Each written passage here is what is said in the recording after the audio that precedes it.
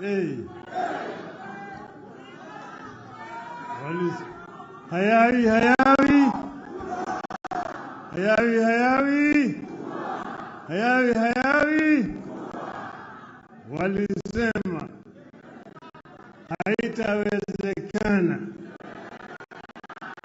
Haitawezekana.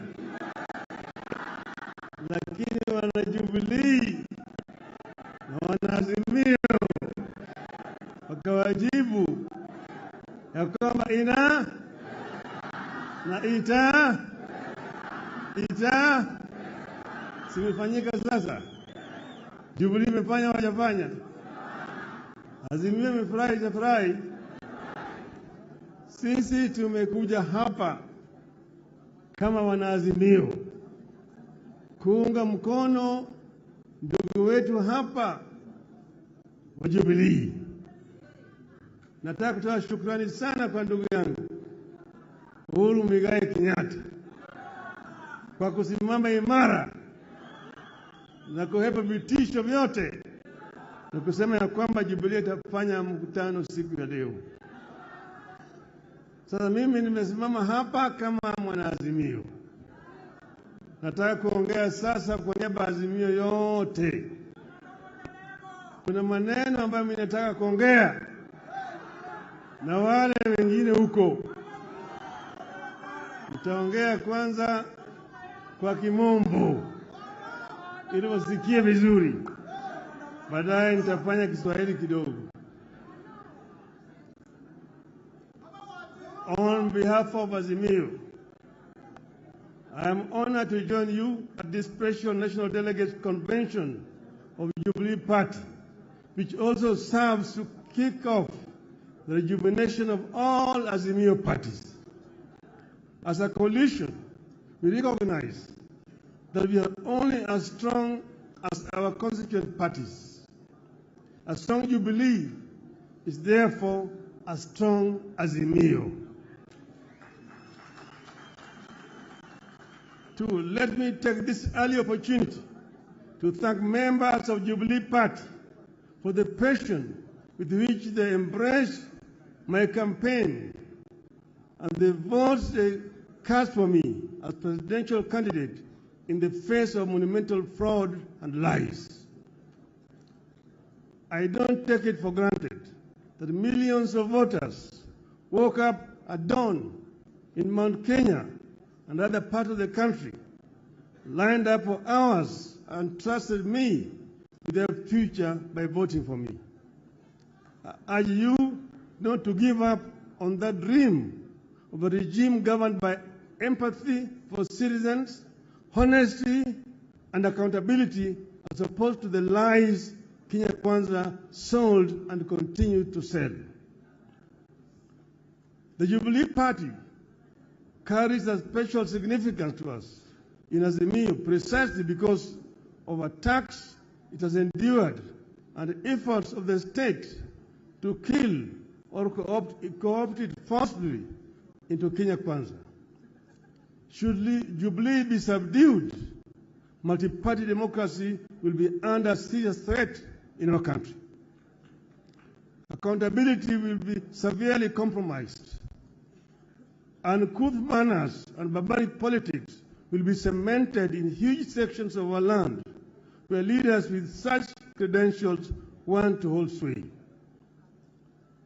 The end game is for Kenya Kwanza in its scheme against Jubilee is to give itself a supermajority in Parliament that will enable it to amend the Constitution towards its desired goals, including possible removal of presidential term limits.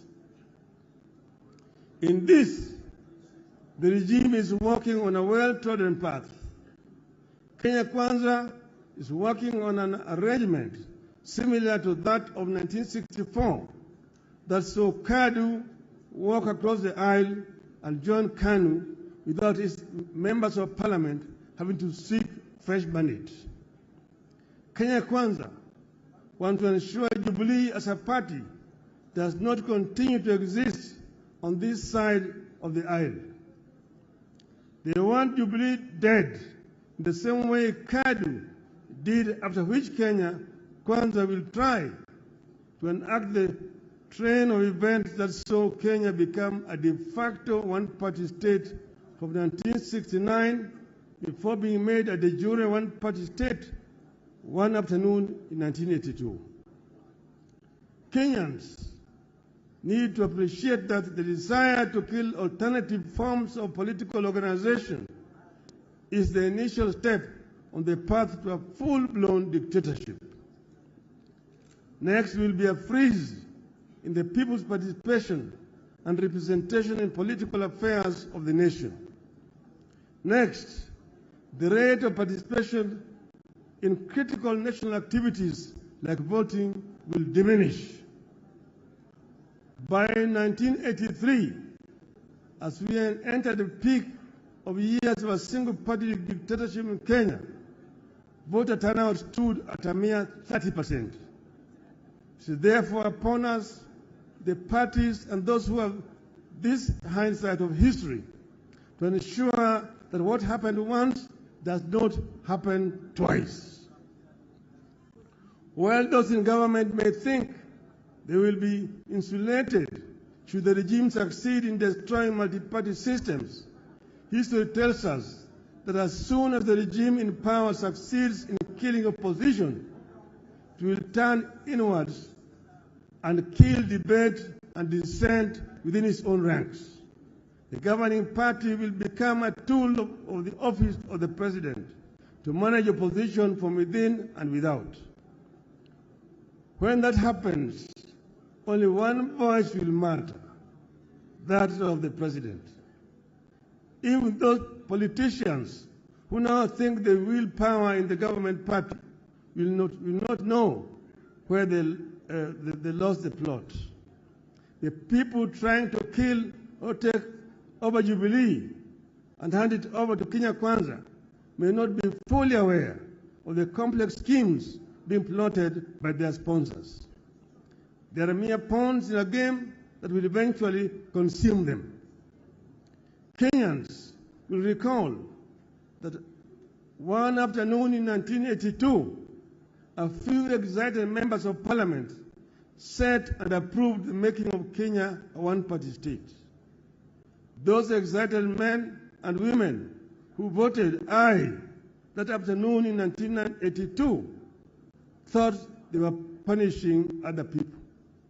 A number of them became the very first victims of the snares they thought they were laying for others.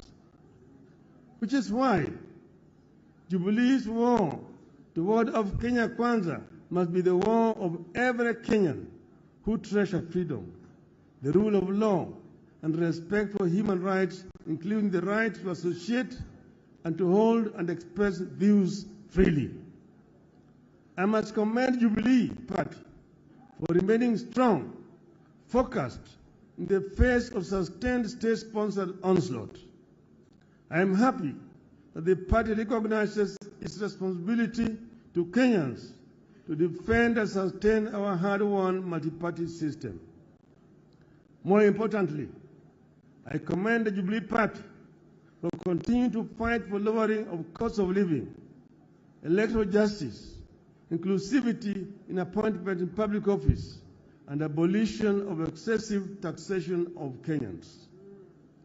I want to assure you that we will fight this battle together and we will win it together. Failure is not an option. Failure is not an option. As we push for respect for political parties, I want to make a heartfelt call on our country to respect leaders who have served our nation and handed over the baton to others. In the recent months, you have seen very uncouth, very primitive, and unwarranted attacks on the person and property of His Excellency Uhuru Kenyatta and his family, including the founding president, Mr. Jomo Kenyatta. Shame on them. Nothing could be more uncouth than what we have witnessed in this regard, especially when it comes from men and women who call themselves leaders who expect to be respected once they retire, unless they plan to die in office. I must commend my brother and our fourth president, Uhuru Kenyatta, for the dignity and decorum with which he has borne the insults and abuses for the sake of the stability of the nation, the peaceful coexistence of Kenyans, and the dignity of Kenya's presidency. I personally thank Uhuru for choosing to fly high when they have hit an extreme low. I call for respect of retired leaders, not because Uhuru is with us in Azimio. I say it because it is what I believe in. It is what civilized people should do and believe. It is what happens in civilized nations. Kenyans will recall that when NAC took power in 2002 and excited cabinet ministers bayed for the blood of the then retired President Daniel Arap Moi, I said no. I said no to the intended frustration of a man who had held various leadership positions right from before independence, ending up as our president for 24 years. As I said when we launched Azimio in Nakuru on 16th of August 2021, you must cleanse this land of the spirit of anger and bitterness, revenge and entitlement that the presidency continues to ooze. You must also build electoral systems that are resilient, transparent, accountable, and respect the wishes of the voters as expressed at the ballot. We believe that when leaders and governments lack popular support, as is presently the case, accountability, empathy, democracy, and good governance cannot be expected, and the nation cannot move forward. This is the tragedy that afflicts this country today. It is the reason enough for that well-known primitive voice in Kenya Kwanza to stop losing sleep over an imaginary handshake. Kenya Kwanza is too shady to be embraced.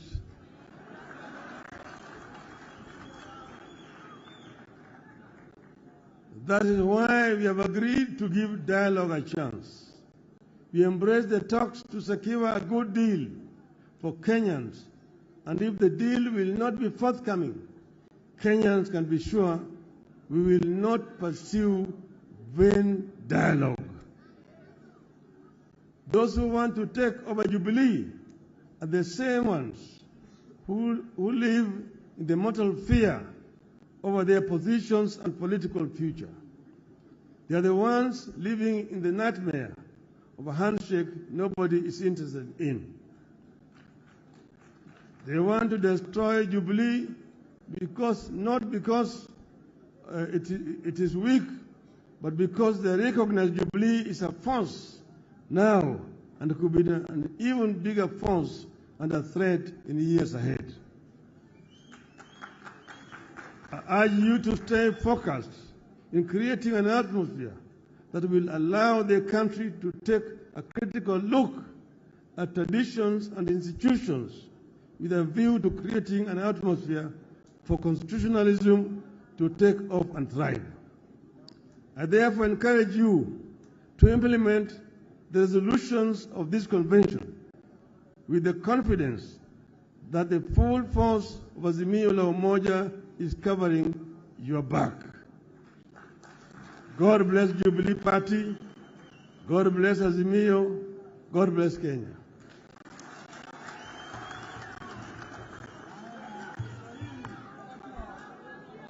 Haya.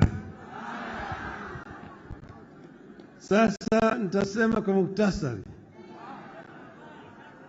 Swala nyeti ambayo tuko nayo hapa, kwanza ni mambo ya gharama ya maisha ambayo imepanda sana.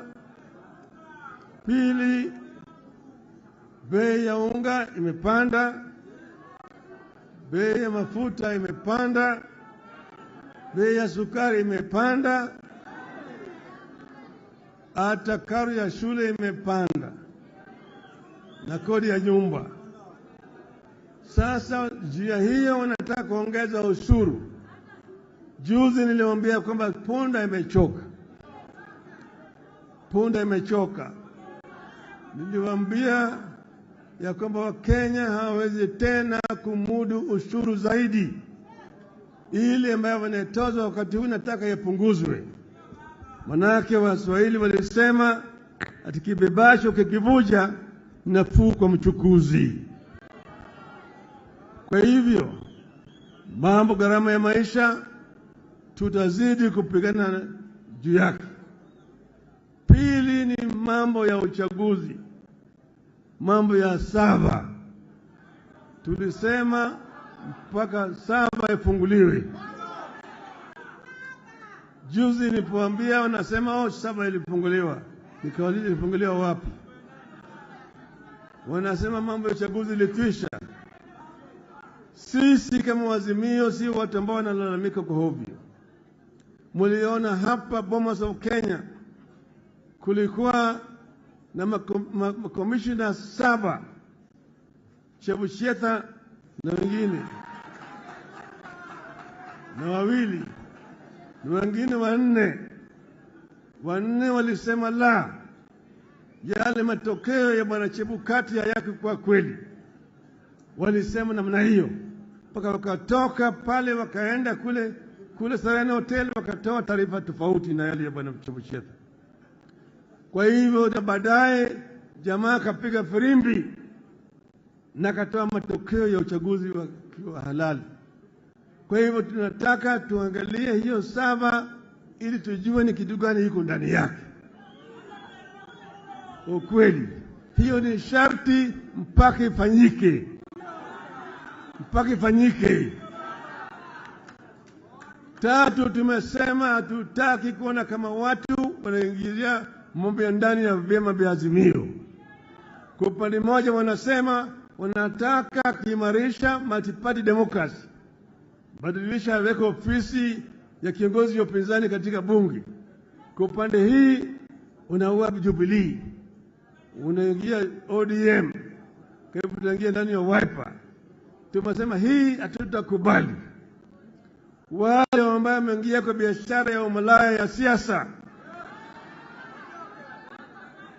kama umeingia biashara ya umalaya ya siasa, jiuzulu. Ile tiketi ambayo ulipewa rudi kwa wananchi, uchaguliwe upya. Mimi nilipotoka katika chama changu cha Ford Kenya kaingia NDP, nilijiuzulu kwa bunge, nikarudi hapa kwa watu wa Lang'ata, wakanichagulia tena kama mbunge wa Lang'ata. Wengi walitoka namna hiyo. Marehemu Dr.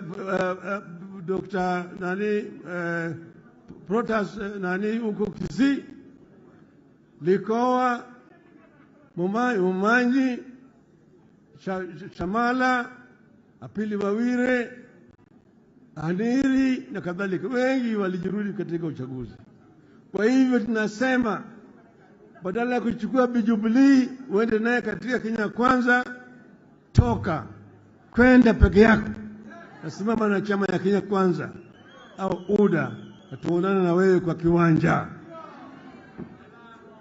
Mwisho wamesema Kenya ni kampuni ambayo kuna hisa, ati wengine wakuna hisa mingi zaidi, wengine wana kidogo, wengine hawana.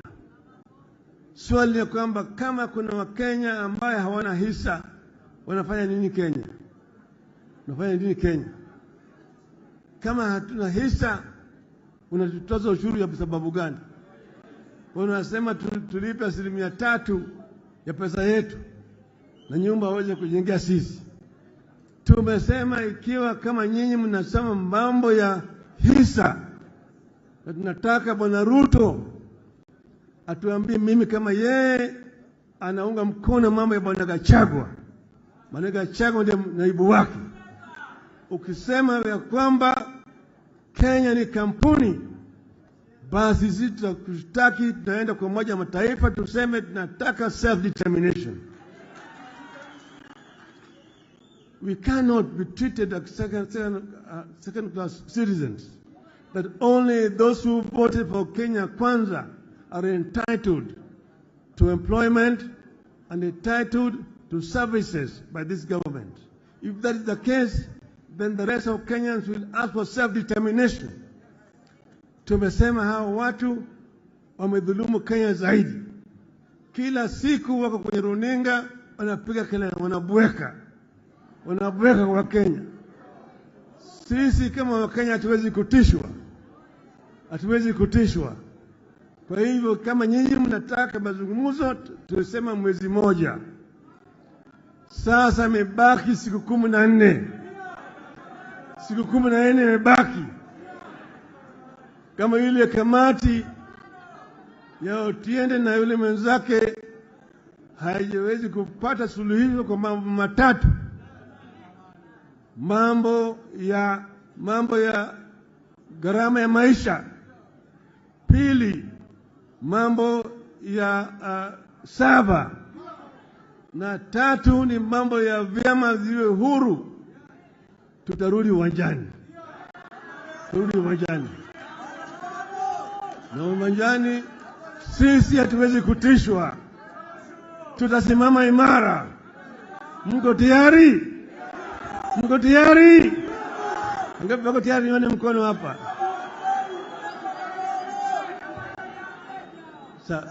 Hawa walisema wao ni watu wa hasla.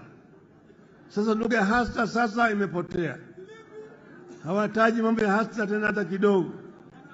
Wanaongea juu ya wadosi peke yake. Na wale wadosi ambao wanaongea juu yao ni wale ambao wanaiba rasilimali yetu. Umeona katwa kila siku mambo hii ya ati neti ya umbu pale. Ni nani yuko pale? Si tunajulikana? Bwana Richeta na watoto wake. Watu tunajulikana. Mambo ya sukari.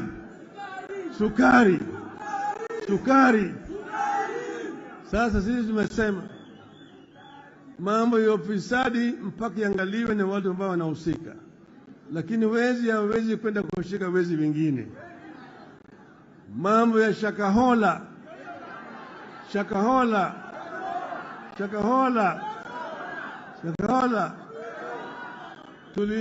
Tuliona Bwana Makenzi katika Ikulu. Walikuwa naomba pamoja. Shakahola ni State House Annex. Wale hawezi kufanya uchunguzi ya Shakahola. Ndio niwaambia Bwana Ruto, wewe koma kabisa, huna uwezo wa kuunda tume ya kufanya uchunguzi, wewe ni mshukiwa.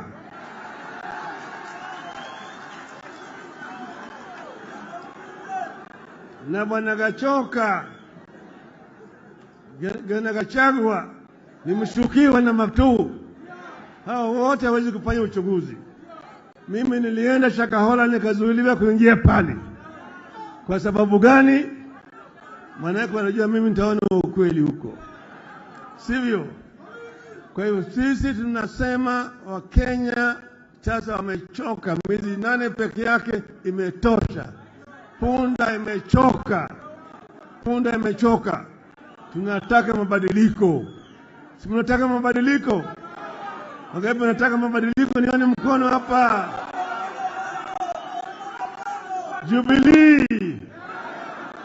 Jubilee.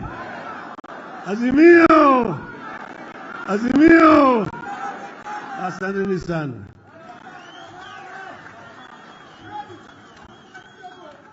Asante sana baba. Asante sana baba Raila Amolo Odinga. Tumesikia hotuba zote na ni shukrani kubwa, asanteni sana. Nataka kumuita mama Mheshimiwa Shebesh kuja tunapomalizia useme kwa kifupi shukrani kwa viongozi ambao wamekuja pamoja na yale ambayo yote pamoja. Thank you so much. Jubilee. Jubilee. President wetu, our party leader, Uhuru Muigai Kenyatta, wacha nianze na kusema asante kwako. Tunakupenda bure.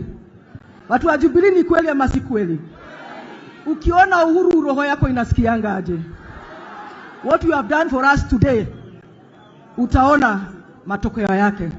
You can be sure we are rejuvenated, we are committed, and we will hold on to Jubilee Party for life. Raila Amolo Odinga, asante. Martha Karua, my brother, my friend, Kalonzo Musyoka, Eugene Wamalwa, Wajakoya, Wainaina from Kanu, and Mwangi Wairia. I want to tell you, in case you have no idea, this face is the new face of hope for Kenya. It's the new face of hope for Kenya. I am a mother of what are called millennials and Gen Z. Wale vijana ambao wako na miaka 30 na miaka 20. And I'm telling you, tukifanya campaign ya Azimio, it was hard for us to connect to those people. But since maandamano, it is my children who ask me, kwa nini Monday hakuna maandamano? So I want to say to the new face of Kenya and the new hope of Kenya, which is Azimio, don't tire. Because the hopes of Kenyans that you are carrying are not only our generation, but this generation that we must hold strong. I want to say thank you to our SG, Jeremiah Kioni. Where are you, Jeremiah Kioni? SG, Aki, kuja tu hapa kidogo. You know, if you know a political party, na unajua uchungu ya political party, then you must understand the role Jeremiah Kioni has played for us to be here today. And because people are never praised at home, today, Kioni, I want to praise you. I want to say, hiyo sufuria unavaa, hata sisi watu wa Jubilee from now on, tukienda maandamano, tuvae sufuria kwa kichwa. Ndio watu wajue Jubilee is in the house. And I also want to thank you for not being shaken and for making us reach where we are today, that we can confidently say, Jubilee tuko mbele pamoja. Asante sana. Chairman wa Jubilee, ambao leo mumeleta delegates hapa. Nikianza na chairman wangu wa Nairobi, ambao nampenda sana. Those who have run political parties, President Uhuru, you know, even when you were in Kanu, Raila Odinga, I know he knows this, that is his strength. Ni wale wanaitwa chairman wa party. We want you to work with pride in your areas. Mukisimama museme mimi ni chairman wa Jubilee. Because from today, I'm assuring you, mambo imebadilika. Mungu abariki sana.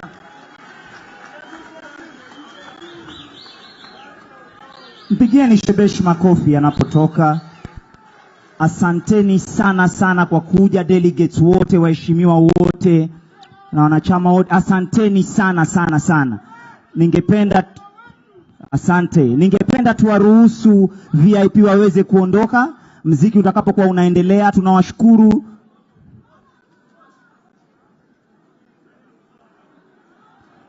Tunataka tuombe. Reverend pale ulipo, Reverend njoo tufungie na maombi. Reverend naomba utufungie na maombi. MCA wa Idhaka,